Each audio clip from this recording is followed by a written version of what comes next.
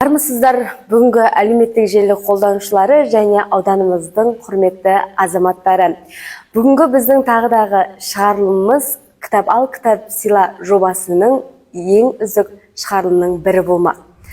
Бүгінгі біздің қонағымыз облыстық айтыскер ақындар жыршы термеші орталығының ғылыми қызметкері, Ақберен айтыс үйірмесінің жетекшісі, Әулиеата үміті сыйлығының иегері, айтыскер ақын Аппасов Дидар мырза. Қош келдіңіз. Қош көрдік.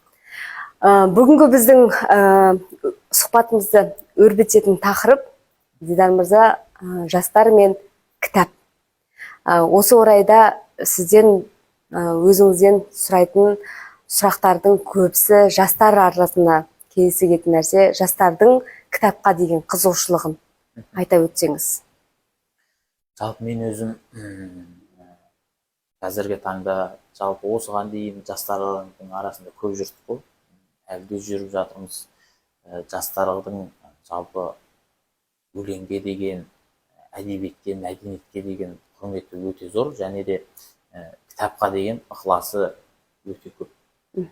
Сондықтан да біз қазіргі уақытта кітапханалармен де тығыз байланыстамыз. Сол кітапханалардың іс-шарасына қарасақ, кәдімгідей көздерінде оты бар, кәдімгідей жастардың тілімен айтар болсақ, кітаппен ауыратын жастар көп деген. Сондықтан да кітап оқу жағынан, кітапты алу жағынан біздің облыстың жастары, әсіресе осы Әулиеата жастары жақсы бейімделіп келе жатыр деп айтсам болады. Енді өзіңіз білетіндей, бізде осы облыста 2025 жылды Әулиеата кітап оқитын өңір деп белгіледі осы жылда. Осы жылы өзіңізге қандай кітапты оқуға мақсат тұтып отырсыз? Рахмет. Жалпы адамда, жалпы үйде де, қоғамда да кейбір адамдардың түсінігі сәл басқаша болады да. Мысалы, кітап оқып отқан адамға кейбір адамдар түсінбей, бос отырсың ғой, мына бір тірлік істеп жүрсің деп айтады да.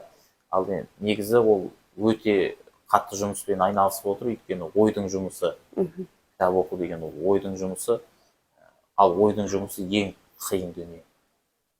Сондықтан да кітап биыл енді өңірде аталғаннан кейін, жалпы біз енді өзіміз айтыскер ақын болғандықтан кейін, жастарды өлеңге, өнерге баулып жүргеннен кейін, бізде кітап оқып жүруіміз керек. Ол кітап оқу деген кәдімгі велосипед айдау секілді. Ол велосипед айдамасаң, ары қарай теппешікті баспасаң, құлап қаласың. Сол секілді адамда өзінің әдебиетінің, мәдениетін дамыту үшін, ішкі рухын биікке көтеру үшін кітап оқып жүреді.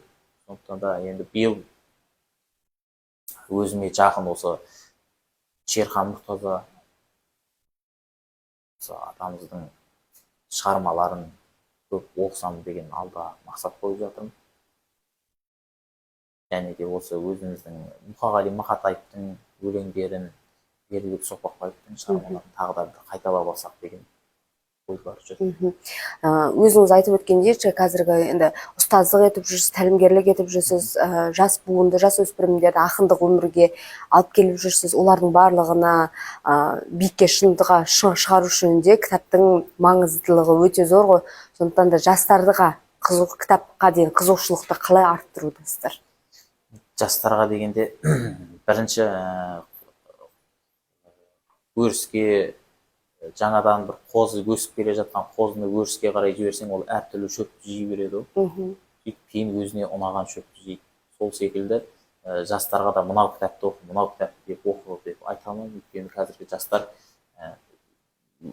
өзіне ыңғайлы кітаптарды оқыған дұрыс. Мысалы, қазір жастардың көбісі шетел әдебиетін оқып жатыр. Соған мысалы кейбір үлкен ақын жазушыларымыз ренжиді. Осы жастар көбінесе.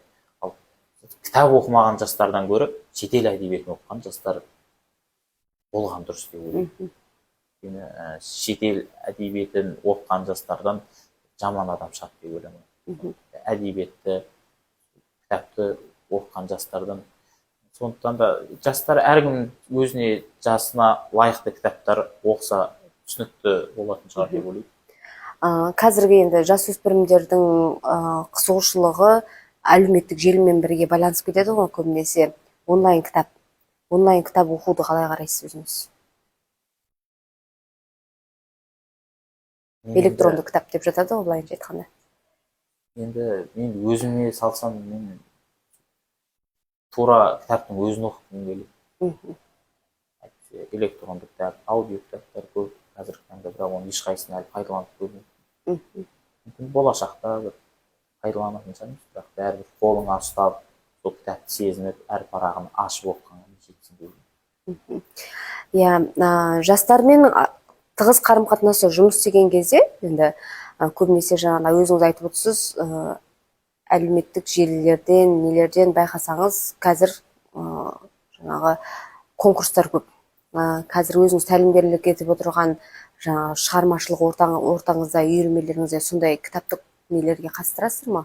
Оқушыларды жаңағыдай қандай жетістіктермен, қандай нелермен шығарасыздар? Біз кейде осы қатыстырмақ тұрмау, кейде қызығып өзіміз де қатысып кетеміз сол жас балалармен. Ол білімнің бәйгесі деген ол өте бір ерекше бәйге ғой. Білімнің бәйгесінде жеңілгеннің өзі тәтті болады. Сондықтан да барынша кітап оқудан қолымыз бос болып жатса, кітап оқудан, жарыстан қалмауға тырысамыз. Біз мысалы өзіміздің бағана айтып жатырмын, сақындармен жүріс орталығында қызмет жасаймыз деп, біз содан осы биылдан бастап жаңағы кітап оқу дүниесін бізде қолға алып жатырмыз. 2 ай сайын бір кітап оқып, соны 2 ай біткеннен кейін соны талдаймыз. Қазіргі жастармен талдап жатқан кітаптарыңыз қандай кітап талдап жатсыз? Қазіргі таңда біз Дулат Исабековтің Қарғын кітабын оқып, осы ай бітеді, сосын келесі айдың басында оны талқылаймыз.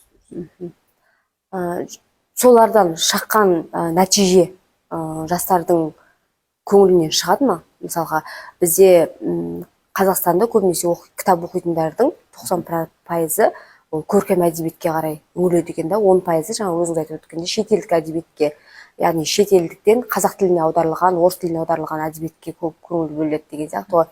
Енді өзіміз бұрынғыдан оқып келе жатқан әдебиеттік кітаптардың арасында жастарға жаңағыдай қандай кітапты ең бірінші оқуға кеңес берер едіңіз? Енді топ 3 кітап деп айтсақ.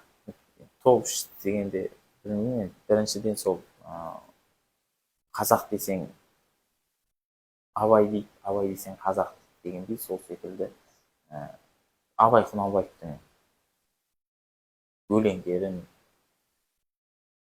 ал енді шығармаға келетін болсақ, Мұхтар Әуезовтің шығармалары, Бердібек Соқпақбаевтың шығармалары өте керемет деп ойлаймын. Өлеңге келетін болсақ, осы Мұқағали Мақатаевтың, Жүрсін Ерман атамыздың өлеңдерін кәдімгідей оқитынбыз, соны білім алып. Өзім ойлаймын. Енді қазіргі таңда осы уақыт, осы жағдайға байланысты жас талапкерлермен сөзге келіп қалып едік.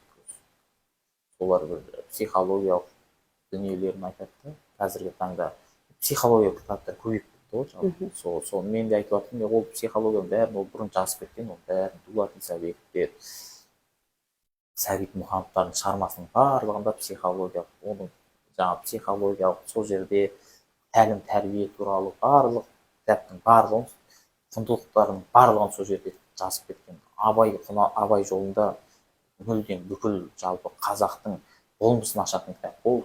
Абай ғана емес. Бұрында бір универде оқып жүргенде әпкеміз айтып еді, осы Абай жолын 3 жаста бөлек-бөлек оқыдым дейді. Студент кезде оқыдым, оны бөлек түсіндім, кейін ер жеткенде тағы да, қазір үлкейген кезде тағы да оқыдым, үшеуінде 3 түрлі түсіндім деп. Ол сондықтан да ол бір ерекше шығарма, қазақтың маңдайына біткен бір ерекше жақсы туынды деп ойлаймын.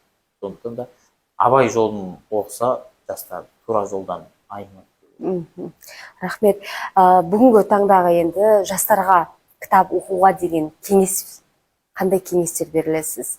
Кітапты оқыса жастар неден ұтылады, неден тұтылады дегенде ғой, оқымаса деген. Енді сол бағанағы айтқандай кітап оқыған жастардың жаман адам болғанын көрген жоқпын жалпы.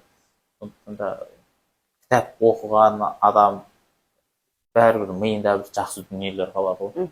Сондықтан да қазіргі жастар көп кітап оқыса, өзіне деген, болашағына деген, ол тек қана бір кітапты ақын жазушылар ғана оқиды деген әңгіме емес, журналистер ғана оқиды деген әңгіме емес. Болашақта да әртүрлі салада оқыған адамдардың өзінде белгілі бір кезеңдерде көмегі әбден тиеді деп ойлаймын. Сондықтан да жастар кітап көп оқу керек. Жастарға бір ауыз сөзіңіз түйін айтар. Кітап оқыңыздар. Осы кітап талдап үйренсеңіздер де сіздерден өте жақсы өз саласының мықты маманы шығады деп ойлаймын. Олай болатын болса, кітап өмірдің азығы демекші, бізбен бірге кітап алыс кітап сыйла жобасына бірге болып, біздің кітап клубына жақында қосылыңыздар.